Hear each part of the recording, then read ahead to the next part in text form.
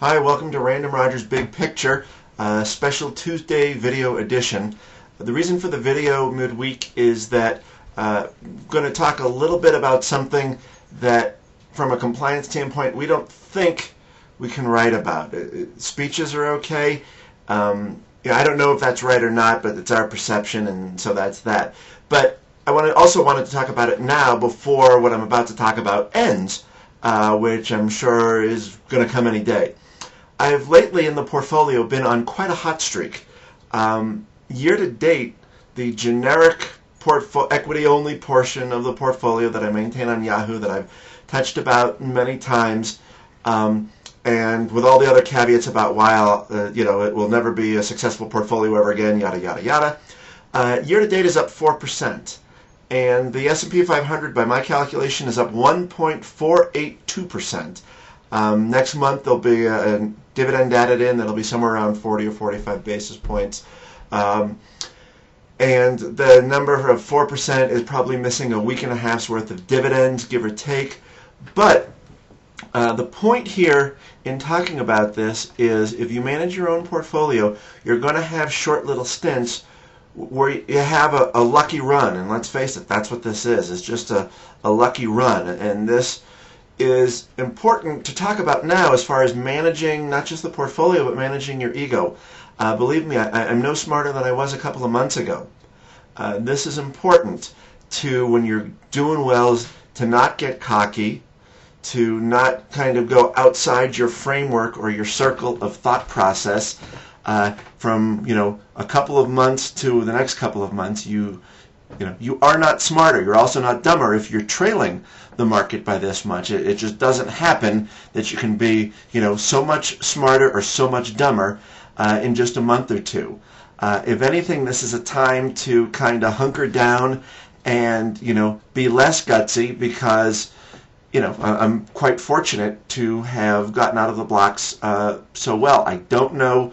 At some point the streak will end. Who knows what this means for the rest of the year? Probably very little. But this is an important, and I'm repeating myself now because it is that important, that you're going to have great runs and you're going to have runs that are disappointing, and neither one calls for drastic action. Ideally, when a stock comes along that needs to be sold just because it's not doing what it needs to do, you're doing that at a time where, emotionally speaking, there's very little to challenge you. It's like, oh, well, the portfolio is fine, but XYZ is not doing well. Why isn't it doing well? Oh, here's the reason. Makes sense to sell. Or if it's doing really well and it makes sense to pare back. If you look back at some of the things I've talked about over the last couple of years, times where I've cut back, you'll kind of notice that I've done it at a point where emotion really wasn't, reasonably speaking, going to be on the table for anybody. I sold BP in November. It was the last kind of, important sale that I made. There was nothing emotional about that. BP was, I would say, struggling. It was not doing poorly at that point, subjective opinion, and it seems to have kind of taken on a little bit of water since. When I cut back on, the few times I've written about cutting back on emerging markets, for example. Same type of thing. Oh, things are going great guns. Take just a little bit off the table. You're not succumbing to some sort of negative energy or negative emotion. Kind of important. So this really is about just keeping your emotions, good or bad emotions, in check. And, if you're off to a great start, super, but that's not a call for you to think that you're all of a sudden dramatically smarter than you are and take a kind of chance with the portfolio that you don't normally take. Obviously, you take some chance in there, probably. It's a topic we've been talking about lately, about how much to allocate to quote-unquote speculative things.